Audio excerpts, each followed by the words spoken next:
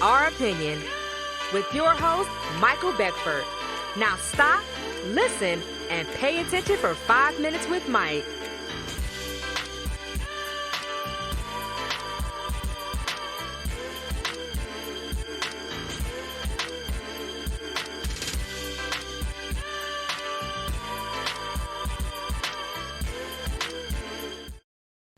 Welcome to another wonderful episode of 5 Minutes with Mike with your host, Michael D. Beckford. Yep, that's me.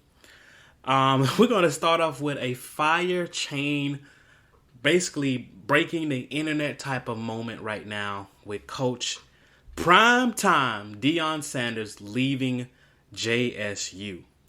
And this episode of 5 Minutes with Mike is sponsored by Let's Get Published. Over 80% of the people of the world believe that they have a book to write, but only a few people actually get a chance to publish their book. With our Let's Get Published course, it takes away the guessing game when it comes down to the publishing industry, helps you as a future published author to understand how to self-publish a book and become a bestseller. This course is written and instructed by me, Michael Beckford, and you can get it now by following the link in the description below. So stop procrastinating about writing a book and let's get published. Yes. Welcome to a new week, a new topic. And we're talking about Coach Deion Prime Sanders leaves historically black college, HBCU, which is JSU, Jackson State University. And here's the deal, at least what I believe. Coach Sanders says the grass really is greener on the other side. Essentially, he didn't say that in his words, but essentially he's saying that in his particular move. And as much as I'm happy about what Deion Prime Sanders has done for JSU, watching a particular video with him going over to Colorado just basically shows me the wealth gap and influence that continues to disproportionately affect our black communities, churches, and universities. This is also a gut-wrenching reminder of how the white power establishment has always been able to lure our most talented black players and coaches for their 10 to 100x profit. Now, there's nothing wrong with Sanders wanting a pay raise or whatever. Go get the bag.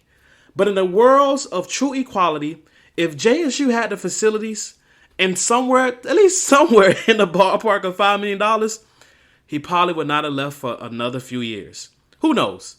Inequality continues to create scenes like this. And as much as I'm happy for Coach Prime, I'm disappointed because, once again, the white power structure has won again.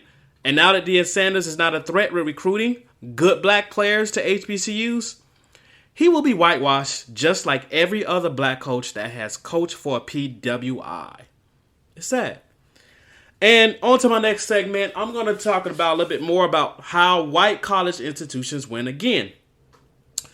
It's not a farce for individuals who support and love HBCUs to feel a certain way in regards to this particular change of the tides with Deion Sanders. My biggest question is not necessarily just what happens with this move for Sanders, but what happens to those players that he sat down with in their homes, looked them face to face, spoke to their parents, sat down eye to eye, made these big promises. What happens to those future players that was looking towards HBCUs as a shining light and a beacon of hope that we, as black people, can start our own institutions and succeed, but not only succeed, but be able to rival those of the predominantly white institutions. Now, I'm not saying that there's no one that won't be able to come after Sanders and do something better, but for now, we will have to see who that leader and a coach will be. Get the bag. I can't hate anyone for wanting to get a promotion. This is America. We live and die by the sword of prosperity and capitalism. Everybody that's listening to the podcast and on YouTube wants a promotion. Whether you're a billionaire, want to become a trillionaire, a millionaire, want to become a billionaire, or if you just got $100 in your pocket. At the end of the day, everybody wants to level up. No one wants the same amount of money they were making 5 years ago. I sure as hell I don't. So with just this aspect alone, I can't help but support him and want him to get his bag or a bigger bag. It is what it is. I don't like the other stuff. I'm not happy about the other things. But at the end of the day, he's a man and he made a man decision. Now let's get into black facts. Did you know Marlon Briscoe became the first black starting quarterback in the American Football League more than 50 years ago? Now let's take him to church. Hallelujah. The State of Black America Day is full of promise, ingenuity, innovation, and a culture that is built on continuous beating of the odds. But sadly, we also are disproportionately broke, policed, and underfunded.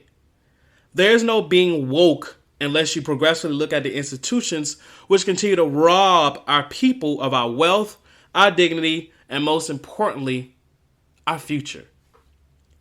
And if you're someone that's been on the fence when it comes down to writing a book, take our Let's Get Published course with a 30-day money-back guarantee. Your book can be the next book that moves the masses in our communities. Stop procrastinating and let's get published today. Now, please hit and like that subscribe button.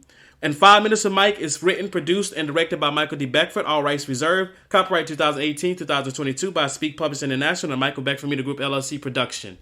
Thank you for listening.